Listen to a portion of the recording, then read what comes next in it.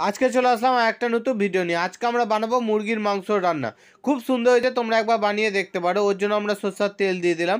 সরষের তেলের উপর আমরা দিয়ে দেবো জিরা, হালকা করে জিরা দিলাম। জিরা দেওয়ার পর তেজপাতা, এই দুটো যতক্ষণ ফুটে যাবে ভালো করে ততক্ষণ আমরা দিয়ে দেবো এখানে পেঁয়াজ। পেঁয়াজটাকে আমরা লাল লাল করে ভেজে নেবো ভালো করে। লাল লাল হয়ে যাওয়ার পর আমরা এখানে মিক্সিতে আমরা দিয়ে নিচ্ছি পেঁয়াজ, একটু আদা, লঙ্কা আর রসুন, ঠিক আছে, আর টমেটোটাও আমরা দিয়ে দেবো। এখানে মিক্সি কোটাতে দিয়ে দিলাম, আর পেঁয়াজ লাল লাল হচ্ছে, এখানে একটু জলও দিয়ে দিলাম। দিয়ে এবার এটাকে আমরা মিক্সিতে পিষি নিব।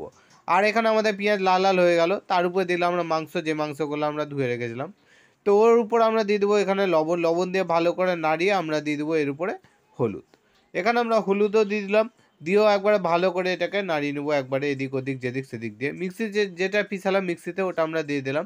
দিয়ে জল দিয়ে ধুয়ে একটু ভালো করে এটাকে দিলাম। গায়ে গায়ে লেগে থাকে, নষ্ট কেন করবো, পয়সা দিয়ে কিনেছি। তো এখানে আমরা ভালো করে এটাকে মাখিয়ে নিলাম। মাখিয়ে নেওয়ার পর এখানে আমরা 2 মিনিটের মতো ফুটাচ্ছি। তারপর আমরা এখানে দিয়ে দেবো জিরা গুঁড়া। জিরা গুঁড়া দেওয়ার পর ধনা গুঁড়া। ধনা গুঁড়া দেওয়ার পর গোলমরিচের গুঁড়া। গোলমরিচের গুঁড়া দেওয়ার পর দিয়ে দেবো আমরা লঙ্কার গুঁড়া। লঙ্কা গুঁড়া দেওয়ার পর দিয়ে দেবো গরম মশলা গুঁড়া। এখানে দেওয়ার পর আমরা এবার ভালো করে এটাকে নাড়িয়ে নেবো আর ভালো করে ফুটিয়ে যাবো। এবার আমাদের কাজ হচ্ছে নাড়াও, ফুটাও আর এটাকে শুকাও। ততক্ষণ আমরা এখানে কাস্তুরি মেথি যা বলতে পারো ওটাও দিয়ে দিলাম। আর এভারেস্টের মাংসের মশলাও দিয়ে দিলাম। দিয়ে ভালো করে এটাকে নাড়িয়ে নিলাম।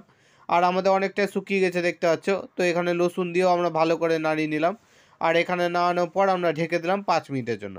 5 মিনিট পর হালকা আছে, 5 মিনিট পর আমরা উঠালাম। উঠিয়ে আমরা ভালো করে একবারে নাড়িয়ে নিচ্ছি। আমাদের অনেকটা শুকিয়ে গেছে। তো এরকম যখন একবারে শুকিয়ে যাবে তখন আমরা দিয়ে দেবো জল। জল দেওয়ার পর আমরা ভালো করে একটু হালকা করে নাড়িয়ে নেবো, একবার ভালো করে নাড়িয়ে নেবো।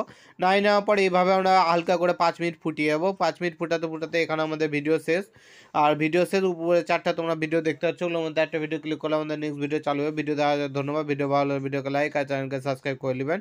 আর অবশ্যই উপরে 4টা ভিডিও দেখা আছে, ওগুলোর মধ্যে একটা ভিডিও ক্লিক করবে। আর যদি ভিডিও ভালো লেগে থাকে তো বেল আইকন দাবিয়ে দেবে, আমাদের নতুন নতুন ভিডিও তোমাদের সবার প্রথমে পৌঁছে যাবে। দেখার জন্য ধন্যবাদ।